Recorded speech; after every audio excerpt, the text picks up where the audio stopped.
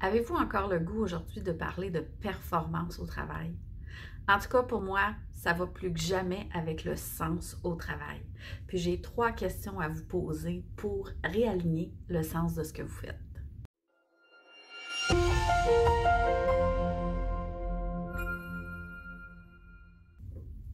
Plusieurs personnes espèrent qu'on va arrêter de parler de performance au travail après la crise mondiale qu'on vit actuellement. Personnellement, j'y crois pas, mais je pense que ça va être beaucoup plus difficile de performer au travail si ce qu'on fait, ça fait pas de sens pour nous. Dans le cadre de mon travail, j'accompagne des propriétaires et dirigeants de petites entreprises ou d'organisations pour les aider à mieux communiquer puis atteindre leurs objectifs. Et je dois vous dire que les premières rencontres, j'adore vraiment ça parce que pour les aider à mieux communiquer, bien, il faut que je comprenne bien ce qu'ils font. Donc, eux, ils doivent se raconter pour que moi, je puisse les aider ensuite à mettre en mots ou en images ce qu'ils cherchent à vendre finalement. Mais c'est tellement plus facile quand je croise celui ou celle pour qui son entreprise a encore tout son sens.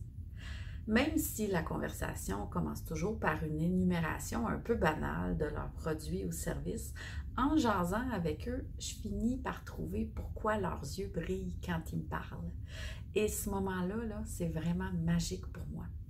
Il me fait, en fait, aimer le produit et l'entrepreneur devant moi d'un seul coup.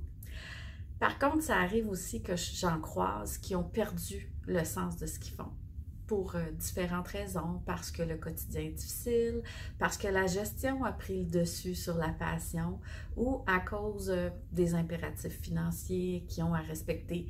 Et je dois dire que la situation actuelle aide pas beaucoup non plus de ce côté-là au niveau du sens.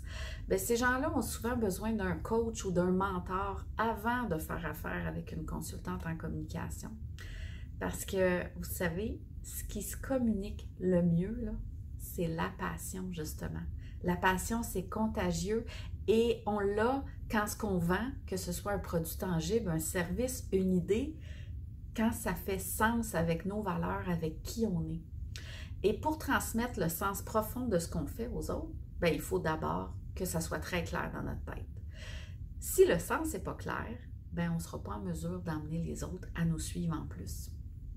Et pourquoi est-ce qu'on voudrait que les autres nous suivent?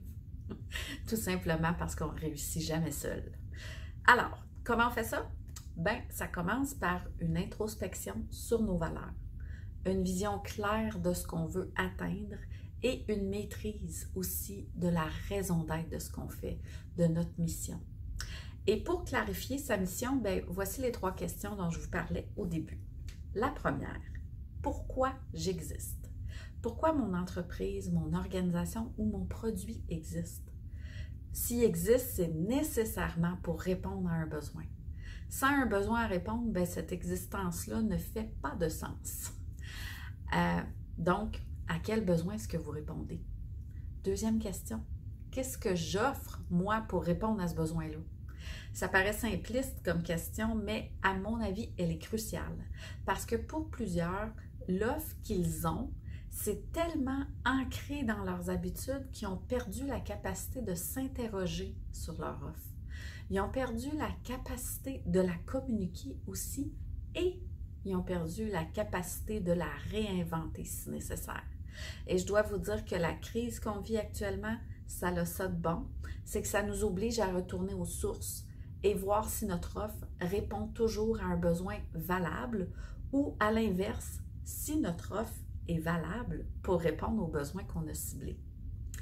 Finalement, pour que tout ça soit viable puis qu'on ne se décourage pas en cours de route non plus, bien, il y a une 3e question. La 3e question, c'est à qui je l'offre? Est-ce que le marché pour lequel j'ai commencé à exister dans le passé il est toujours présent aujourd'hui? Est-ce qu'il a changé? Est-ce que je dois m'adapter? Une fois cette étape-là franchie, retrouver le sens de sa mission, c'est là qu'on peut enfin commencer à communiquer beaucoup plus clairement. Bonne réflexion!